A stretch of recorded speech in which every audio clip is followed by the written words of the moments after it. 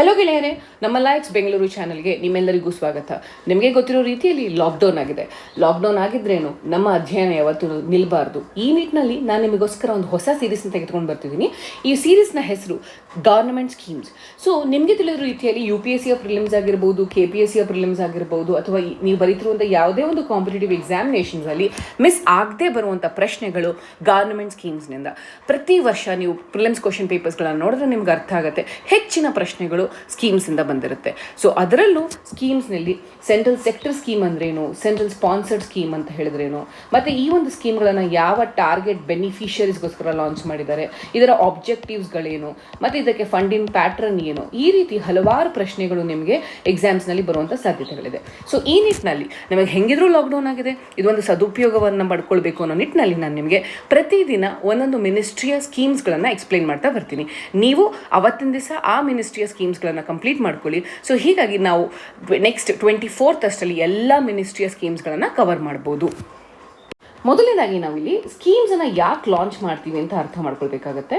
So ನಮ್ಮ ಸರ್ಕಾರದ ಮೂಲ ಉದ್ದೇಶ ವೆಲ್ಫೇರಿಸಮ್, ಅಂದರೆ ಎಲ್ಲರ ಬೆಳವಣಿಗೆಯನ್ನು ಕಾಣುವಂಥದ್ದು. ಅದೇ ಸಮಾಜದಲ್ಲಿರುವಂಥ ಕಟ್ಟ ಕಡೆ ವ್ಯಕ್ತಿಗೂ ಕೂಡ ನಮ್ಮ ಆರ್ಥಿಕ ಬೆಳವಣಿಗೆ ಏನಿದೆ ಅಥವಾ ನಮ್ಮ ಬೆಳವಣಿಗೆಯಿಂದ ಆಗುವಂಥ ಅನುಕೂಲಗಳು ಅವನಿಗೂ ಮುಟ್ಟಬೇಕು.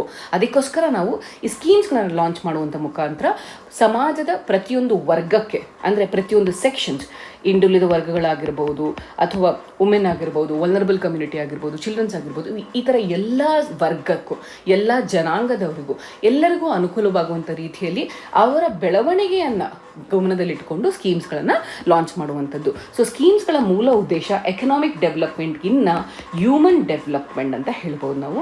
ಸೊ ಎಕನಾಮಿಕ್ ಡೆವಲಪ್ಮೆಂಟ್ಗೂ ಕೂಡ ಲಾಂಚ್ ಮಾಡ್ತೀವಿ, ಬಟ್ ಅದರಲ್ಲಿ ಹ್ಯೂಮನಿಸ್ಟಿಕ್ ಅಪ್ರೋಚ್ ತುಂಬ ಜಾಸ್ತಿ ಇರುತ್ತೆ. ಅಷ್ಟೇ ಅಲ್ಲದೆ ಈ ಸ್ಕೀಮ್ಸ್ಗಳಿಂದ ನಾವು ಇನ್ಕ್ಲೂಸಿವ್ ಡೆವಲಪ್ಮೆಂಟ್ನ ಕೂಡ ಅಚೀವ್ ಮಾಡ್ಬೋದು.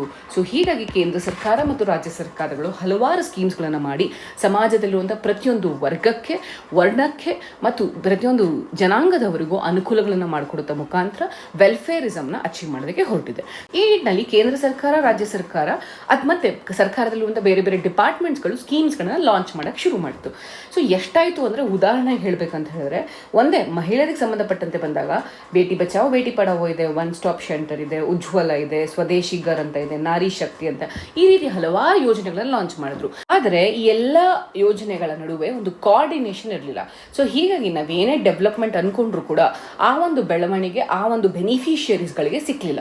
ಸೊ ಹೀಗಾಗಿ ಟೂ ಮೆನಿ ಸ್ಕೀಮ್ಸ್ ಆಗಿದ್ದ ಕಾರಣದಿಂದಾಗಿ ಕೇಂದ್ರ ಸರ್ಕಾರ ಒಂದು ಸ್ಕೀಮ್ಸ್ಗಳನ್ನು ರ್ಯಾಷನಲೈಸ್ ಮಾಡಬೇಕು ಅಂತ ನೀತಿ ಆಯೋಗನ ಒಂದು ಸಬ್ ಕಮಿಟಿ ಕೂಡ ಸೆಟಪ್ ಮಾಡಿತ್ತು. ಸೊ ಆ ನಿಟ್ಟಿನಲ್ಲಿ ನಾವೇನು ಮಾಡಿದ್ವಿ ಅಂದರೆ, ಸ್ಕೀಮ್ಸ್ಗಳನ್ನು ಕ್ಯಾಟಗರೈಸೇಷನ್ ಅಥವಾ ರೀಕ್ಯಾಟಗರೈಸೇಷನ್ ಆಫ್ ಸ್ಕೀಮ್ಸ್ ಅಂತ ಮಾಡಿದ್ವಿ. ಅದ್ರ ಮುಖಾಂತರ ಈಗ ನಮ್ಮಲ್ಲಿ ಇರೋದು ಎರಡೇ ಥರದ ಸ್ಕೀಮ್ಸು. ಒಂದು ಸೆಂಟ್ರಲ್ ಸೆಕ್ಟರ್ ಸ್ಕೀಮ್ಸು, ಮತ್ತೊಂದು ಸೆಂಟ್ರಲಿ ಸ್ಪಾನ್ಸರ್ಡ್ ಸ್ಕೀಮ್. ಸೊ ಅಂದರೆ ನಾವು ಕೊಡ್ತಿರುವಂಥ ಫಂಡಿಂಗ್ನ ಪ್ಯಾಟರ್ನ್ನ ಮುಖಾಂತರ ನಾವು ಸ್ಕೀಮ್ಸ್ಗಳನ್ನು ಕ್ಯಾಟಗರೈಸೇಷನ್ ಮಾಡಿದ್ದೀವಿ. ಏನು ಕ್ಯಾಟಗರೈಸೇಷನ್ ಅಂತ ಹೇಳಿದ್ರೆ, ಸೊ ಸೆಂಟ್ರಲ್ ಸೆಕ್ಟರ್ ಸ್ಕೀಮ್ ಮತ್ತು ಸೆಂಟ್ರಲ್ ಸ್ಪಾನ್ಸರ್ಡ್ ಸ್ಕೀಮ್. ಅಂದರೆ ಸೆಂಟ್ರಲ್ ಸ್ಪಾನ್ಸರ್ಡ್ ಹೆಸರೇ ಹೇಳುವಂಥ ರೀತಿಯಲ್ಲಿ ಕೇಂದ್ರ ಸರ್ಕಾರ ಸ್ಪಾನ್ಸರ್ ಮಾಡ್ತಿರುವಂಥ ಸ್ಕೀಮ್ನ ನಾವು ಸೆಂಟ್ರಲ್ ಸ್ಪಾನ್ಸರ್ಡ್ ಸ್ಕೀಮ್ ಅಂತ ಕರಿತಿದ್ದೀವಿ. ಇದು ಸೆಂಟ್ರಲ್ ಸೆಕ್ಟರ್ ಸ್ಕೀಮ್. ಏನು ಡಿಫ್ರೆನ್ಸ್ ಇದಕ್ಕೆ ಅಂತ ಹೇಳಿದ್ರೆ, ಮೊದಲನೇದಾಗಿ ಅರ್ಥ ಮಾಡ್ಕೊಳ್ಳಿ, ಸೆಂಟ್ರಲ್ ಸೆಕ್ಟರ್ ಸ್ಕೀಮ್ ಅಂದರೆ ಸೆಂಟರೇ ಇಂಪ್ಲಿಮೆಂಟ್ ಮಾಡ್ತಿರುವಂಥ ಸ್ಕೀಮ್ಸ್ಗಳನ್ನು ನಾವು ಸೆಂಟ್ರಲ್ ಸೆಕ್ಟರ್ ಅಂತ ಕರಿತಿದ್ದೀವಿ. ಯಾವೊಂದು ಸ್ಕೀಮ್ಸ್ಗಳನ್ನು ಕೇಂದ್ರ ಸರ್ಕಾರನೇ ಇಂಪ್ಲಿಮೆಂಟ್ ಮಾಡುತ್ತಲ್ಲ ಆ ಸ್ಕೀಮ್ನ ನಾವು ಸೆಂಟ್ರಲ್ ಸೆಕ್ಟರ್ ಅಂತ ಕರಿತೀವಿ.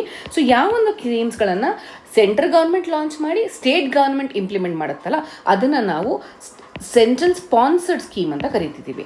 ಓಕೆ, ಎರಡನೇ ಡಿಫ್ರೆನ್ಸ್ ಏನು ಅಂತ ಹೇಳಿದ್ರೆ, ಫಂಡಿಂಗ್ ಪ್ಯಾಟರ್ನಲ್ಲಿ ಅರ್ಥ ಮಾಡ್ಕೊಳ್ಬೇಕು ನಾವು.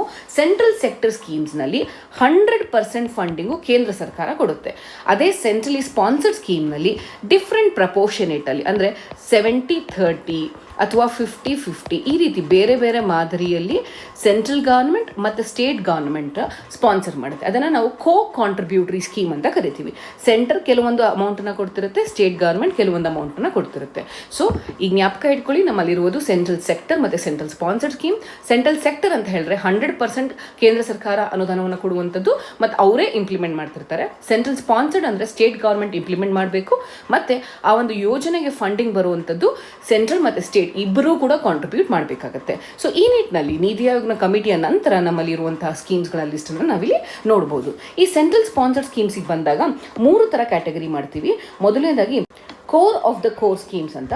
ಈ ಒಂದು ಸ್ಕೀಮ್ಸ್ನಲ್ಲಿ 6 ಸ್ಕೀಮ್ಸ್ಗಳಿವೆ. ಇಲ್ಲಿ ನೋಡ್ಬೋದು ನೀವು ಯಾವ್ಯಾವ ಸ್ಕೀಮ್ಸ್ ಅಂದ್ರೆ ನ್ಯಾಷನಲ್ ಸೋಷಿಯಲ್ ಅಸಿಸ್ಟೆನ್ಸ್ ಪ್ರೋಗ್ರಾಮ್. ಅಂದರೆ ಈ ಸ್ಕೀಮ್ನಲ್ಲಿ Indira Gandhi national old age pension scheme ಆಗಿರ್ಬೋದು, ಡಿಸೇಬಿಲಿಟಿ ಕೊಡುವಂಥ ಪೆನ್ಷನ್ ಸ್ಕೀಮ್ ಆಗಿರ್ಬೋದು, ಅನ್ಎಂಪ್ಲಾಯ್ಮೆಂಟ್ ಅಲಯನ್ಸ್ ಆಗಿರ್ಬೋದು, ಇವೆಲ್ಲವೂ ನ್ಯಾಷನಲ್ ಸೋಷಿಯಲ್ ಅಸಿಸ್ಟೆನ್ಸ್ ಪ್ರೋಗ್ರಾಮಲ್ಲಿ ಬರುತ್ತೆ. ಇದನ್ನು ಇಂಪ್ಲಿಮೆಂಟ್ ಮಾಡುವಂಥ ಡಿಪಾರ್ಟ್ಮೆಂಟ್ ಆಫ್ ರೂರಲ್ ಡೆವಲಪ್ಮೆಂಟ್. ನಂತರದ ಭಾರತದ ಅತಿ ದೊಡ್ಡ ಸ್ಕೀಮ್ ಅಂತಾನೆ ಹೇಳ್ಬೋದು Mahatma Gandhi national rural employment guarantee programme. ಇಡೀ ಪ್ರಪಂಚದಲ್ಲಿ ಮೊಟ್ಟ ಮೊದಲ ಬಾರಿಗೆ ರೈಟ್ ಟು ವರ್ಕ್ ಅನ್ನೋ ಒಂದು ಸ್ಕೀಮು ಇದು ಮಹಾತ್ಮ ಗಾಂಧಿ ಪ್ರೋಗ್ರಾಮ್. ಇದನ್ನು ಕೂಡ ಇಂಪ್ಲಿಮೆಂಟ್ ಮಾಡ್ತಿರೋದು ರೂರಲ್ ಡೆವಲಪ್ಮೆಂಟ್ ಪ್ರೋಗ್ರಾಮ್. ನಿಮಗೆ ಗೊತ್ತಿರೋ ರೀತಿಯಲ್ಲಿ ಇದೊಂದು ಅನ್ಸ್ಕಿಲ್ಡ್ ಪ್ರೋಗ್ರಾಮ್ ಅಥವಾ ಅನ್ಸ್ಕಿಲ್ಡ್ ಎಂಪ್ಲಾಯ್ಮೆಂಟ್ ಕೊಡುವಂಥ ಒಂದು ಪ್ರೋಗ್ರಾಮ್. ನಂತರದ ಸ್ಕೀಮ್ ಬಂದು SC ಅವರ ಡೆವಲಪ್ಮೆಂಟಿಗೋಸ್ಕರ ಮಿನಿಸ್ಟ್ರಿ ಆಫ್ ಸೋಷಿಯಲ್ ಜಸ್ಟಿಸ್ ಅವ್ರು ಮಾಡ್ತಿರುವಂಥ ಪ್ರೋಗ್ರಾಮ್.